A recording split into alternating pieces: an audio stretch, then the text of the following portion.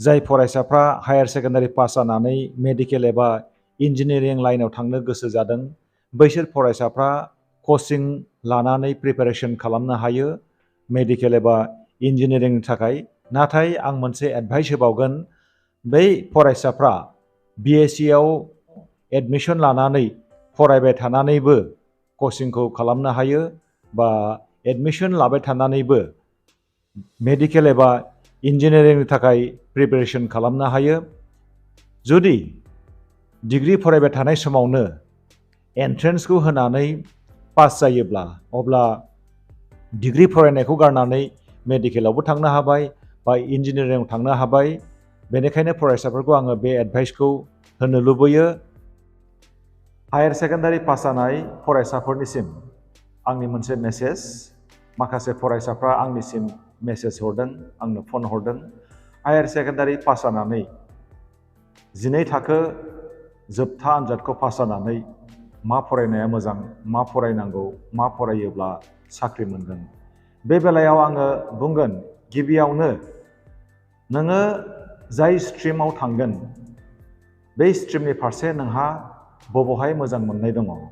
साइन्सआव ना कमार्सआव ना आर्ट्सआव नोंनि गावनि गोसोनि मोजां मोननाय, गावनि गोसोनि रोंनाय बेखौ नोङो सानग्रोनांगोन।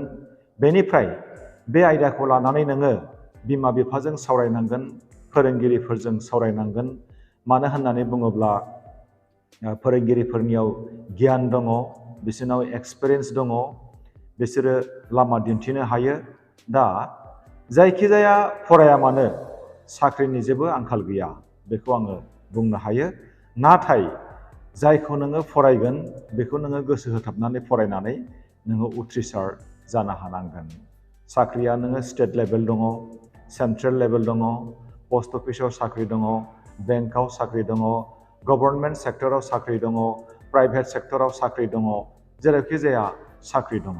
दा हायार सेकेन्डारि पास जानानै सासे फरायसाया जुदि प्राइमारि स्कुलनि फोरोंगिरि जानो सानदोंब्ला, गोसो जादोंब्ला DLED फरायनो हायो, डिप्ल'मा इन एलिमेन्टारि एडुकेसन। नैबे समाव दा अनलाइन फर्म फिलआप जागासिनो दङ। DLED जाय फरायसाफ्रा डिप्ल'माखौ लानो हायो बिसोरहा गोबां खाबु फैगोन उननि समाव।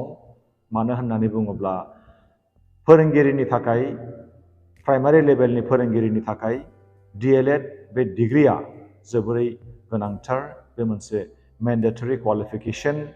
दा बेनिखायनो फरायसाफ्रा जुदि प्राइभेट सेक्टर बा गभर्नमेन्ट सेक्टराव फोरोंगिरि जानो गोसो जायोब्ला DLED खौ लाथारनांगोन। बेनि अनगायै सासे फरायसाया BSc नार्सिं फरायनो हागौ, BSc एग्रिकालचार फरायनो हागौ, जायखिजाया बिथिङाव फरायनो हागौ, बा आर्ट्सआवनो ग्रेजुवेसन खालामनानै APSc आनजाद होनानै अफिसार जानो हायो, UPSc आनजाद होनानै अफिसार जानो हायो। मोनफ्रोमबो बिथिङाव सुबिदाफ्रा गोबां दङ। दा बेनि थाखाय गिबियावनो नोङो गावनि गोसोखौ कुल खालामनानै, गावनि गोसोखौ नोङो फकास खालामनानै, सानहाबनानै मोनसे मोजां डिसिसन लानांगोन आरो हाखु दाखु जानांगौनि जेबो गोनांथि गैया। दा नैबे समाव आङो बुंगोन, डिग्री फरायनो थाखाय CUET कमन इउनिभार्सिटि एन्ट्रेन्स टेस्ट बेखौ होनांगौ आरो बेखौ होयोब्लासो एडमिसन मोननो हायो। नाथाय अब्लाबो माखासे प्रभिजन थांनाय बोसोराव ओरैबायदि फैदों, जाय फरायसाफ्रा CUET आनजादखौ होआखै बिथांमोननि थाखायबो मोनसे खाबु दङ एडमिसन लानायनि, आरो लोगोसे स्पट एडमिसननिबो आरो खाबु दङ। गोबां सोरखारि फरायसालिमा, मुलुगसोलोंसालि आरो प्राइभेट इउनिभार्सिटि, प्राइभेट कलेजेसफोर दङ। बैफोर जायगायाव थांनानै खबर लाहैनो हायो। इउनिभार्सिटिनि वेबसाइट, कलेजनि वेबसाइट, नेशनेल टेस्टिं एजेन्सिनि वेबसाइटफ्राव थांनानै गोबां खौरांफोरखौ लानो हायो। बेनि थाखाय गोरोंफोरनि मदद लानांगोन आरो सुबिदाया जेरावबो दङ बेखौनो आङो बुंगोन आरो गोनो गोथो जानांगौनि गोनांथि गैया। आं बेखौबो मोनसे एडभाइस होगोन फरायसाफोरनिसिम, देग्लाय आङो एडमिसन लाला, आंहा थाखा फैसा गैया, आं फरायनो गोसो जादोंब्लाबो आंहा केपासिटि गैयैयाव आङो दोनथ'नोसै, बेबादि नेगेटिभ साननायखौ गोसोआव माब्लाबाबो लाबोनो नाङा। ओरैबायदि माखासे इउनिभारसिटि दङ गुबुन रायजोफोराव जे ट्राइबेल फरायसाफोरनि थाखाय फ्रि एडमिसन, फ्रि जानाय थानाय बेफोरनि खाबुबो दङ। जेरै आङो बुंगोन नैबे समाव भुबनेश्वराव थानाय किस आरो KIIT Kalinga institute of social sciences आरो KIIT Kalinga institute of industrial technology बेफोरबायदि इउनिभारसिटियाव थांनानै फ्रि एडमिसन जानाय थानाय गासिबो फ्रि बेनि गेजेरजों सोलोंथाइ लानो हायो। जोंनि आसामनिफ्राय माखासे फरायसाफ्रा भुबनेश्वराव थानाय किट आरो किस बे फसंथानाव थानानै खायफा PhD खालामगासिनो दङ। बेनिखायनो फरायसाफोरखौ आङो बुंदों अलसिया थानाङा आरो गेप होननाय बाथ्राखौ गोसोआव लाबोनो नाङा। जेराव गोसो बेयाव राहा दङ होननानै जों बयबो मिथिगौ। Where there is a will, there is a way।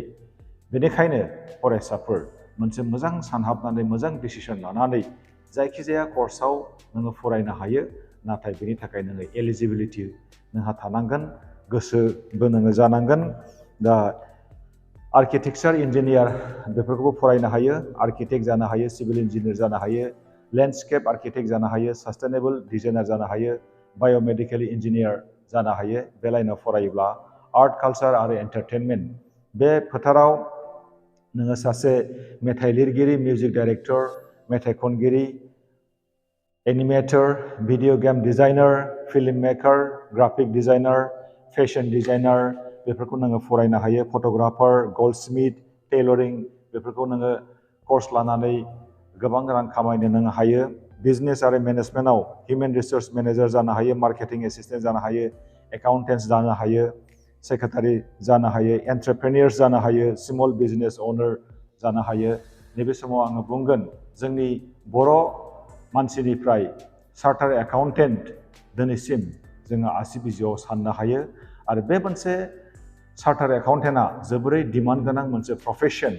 बेखौ जुदि जोंनि फरायसाफ्रा लानो हायोब्ला जोबोरै जोंनि बर' हारियाबो मदद मोनगोन, थुलुंगाखांगोन आरो मोनसे हाइ-फाइ लाइफ स्टाइल जागोन। बे मोनसे बिराद डिमान्ड गोनां थानाय मोनसे प्रफेसन। बेनिफ्राय जानो हायो आरोबाव जार्नालिस्ट जानो हायो, ससियेल मिडिया डिजाइनार जानो हायो, एंकर जानो हायो, वेब सिरिज राइटार जानो हायो, निउज रिडार जानो हायो। कमिउनिटि एन्ड ससियेल सार्भिसेसआव चाइल्ड वेलफेयार ससियेल वार्कार जानो हायो, रिहेबिलिटेसन काउन्सिलर जानो हायो, स्पिच पेथलजिस्ट जानो हायो, फोरोंगिरि जानो हायो, प्रिन्सिपाल जानो हायो, प्रफेसर जानो हायो, लाइब्रेरियान जानो हायो, साइन्स आरो टेक्न'लजियाव आर्किअलजिस्ट जानो हायो, software engineer, laboratory technician, microbiologist, physicist जानो हायो आरो इन्स्टलेशन रिपेयार एन्ड मेन्टेनेन्सआव auto' mechanic, cycle repairer, electrician बेफोरखौबो जानो हायो।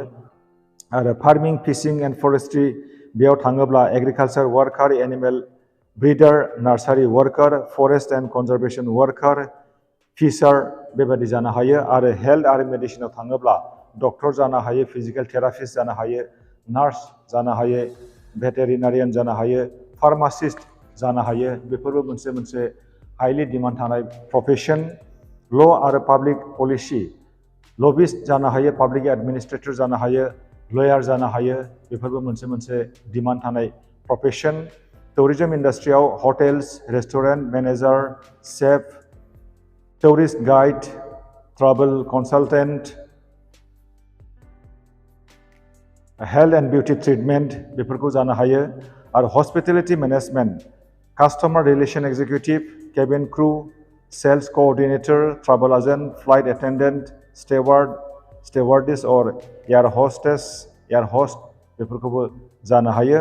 एडमिनिस्ट्रेसननि बिथिङाव IAS अफिसार जानो हायो, IPS अफिसार जानो हायो, IRS अफिसार जानो हायो, IFS जानो हायो।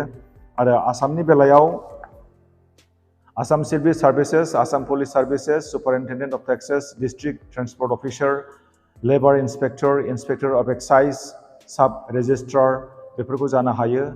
आरो एग्रिकालचार फोथाराव नोङो आबाद मावनो हायो, जेरै थालिर बिफांनि आबाद, माइनि आबाद, बेसरनि आबाद बायदि रोखोमनि आबाद नोङो मावनो हायो कारपेंट्रि जानो हायो टेलरिं जानो हायो गोल्ड स्मिथ जानो हायो बार्बार जानो हायो केटारिं जानो हायो जायखिजाया जोबनो गैयै जोंनि आखायाव बे रोखोमनि प्रफेशनफोर दङ जाय प्रफेशनफोरखौ जोङो माखासे प्रफेशनफोरखौ जोङो ग्रेजुएशननि उनावनो खालामनो हायो माखासे प्रफेशनखौ जोङो हायार सेकेन्डारि पास जानानैनो जोङो खालामनो हायो दा बेनि थाखाय जों साफ्रोमबो रेडि जानांगोन जों बबे फोथाराव जोङो थांगोन नाथाय आङो बुंबावगोन फरायसाफ्रा हारसिं डिसिसन लानाङा मानो होननानै बुङोब्ला नैबे सम बे हायार सेकेन्डारि फरायनाय समानो जोबोरै मोनसे गल्डेन सम बे गल्डेन समखौ जोङो माब्लाबाबो मिस खालामनो नाङा बेखौ जोङो खहा खालामनो नाङा आं मिजिंथिदों जोंनि फरायसाफ्रा जाय बिथांमोनहा हायार सेकेन्डारि पास जाबाय बिथांमोनहा गावनि गोसो आरो लोगोसे फोरोंगिरिनि बिमा बिफानि बोसोनखौ खोनासंनानै बबेबा मोनसे स्ट्रिमाव थांनानै आर्ट्स कमार्स साइन्स जायखिजाया मोनसे स्ट्रिमाव थांनानै जाहाथे मोजां रोखोमनि फरायलांनानै उथ्रिसार जानो हायो इयुनाव साक्सेस जानो हायो बेखौ आङो मिजिंथिदों आरो लेखा फरायोब्ला डिग्री लायोब्ला गोसो थायोब्ला गोसो जायोब्ला मटिभेटेड जायोब्ला साख्रि मोना बे बाथ्राखौ रावबो बुंनो हानाय नङा